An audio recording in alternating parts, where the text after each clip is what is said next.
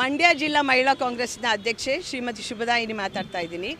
ಮಹಿಳಾ ಸಬಲೀಕರಣದ ಹೆಸರಿನಲ್ಲಿ ನರೇಂದ್ರ ಮೋದಿ ಹಾಗೂ NDA ಸರ್ಕಾರಗಳು ರಾಜ್ಯದ ಮತ್ತು ದೇಶದ ಹೆಣ್ಣು ಮಕ್ಕಳಿಗೆ ಅನ್ಯಾಯ ಮಾಡ್ತಾ ಬಂದಿದ್ದಾರೆ.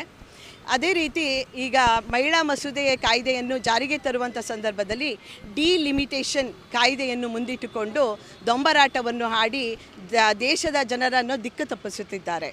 ಡಿಲಿಮಿಟೇಷನ್ ಕಾಯ್ದೆಯನ್ನು ಜಾರಿಗೊಳಿಸುವುದರಿಂದ ದಕ್ಷಿಣ ಭಾರತದ ರಾಜ್ಯಗಳಿಗೆ OBC, SC, ST ಮಹಿಳೆಯರಿಗೆ ಅನ್ಯಾಯವಾಗುವ ಸಾಧ್ಯತೆಗಳು ಹೆಚ್ಚಿವೆ.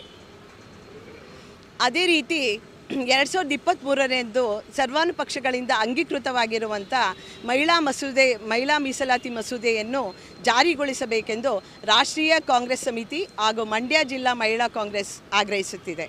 ರಾಷ್ಟ್ರೀಯ ಕಾಂಗ್ರೆಸ್ ಸಮಿತಿಯ ನಿಲುವುಗಳೇನೆಂದರೆ, ಮೊದಲನೇದು, ಮಹಿಳಾ ಮೀಸಲಾತಿ ಮಸೂದೆ ಈಗೇನಿದೆ ಅದು ತತ್ಕ್ಷಣದಿಂದಲೇ ಜಾರಿಗೊಳಿಸಬೇಕೆಂದು ಕೇಳುತ್ತಿದ್ದೇವೆ.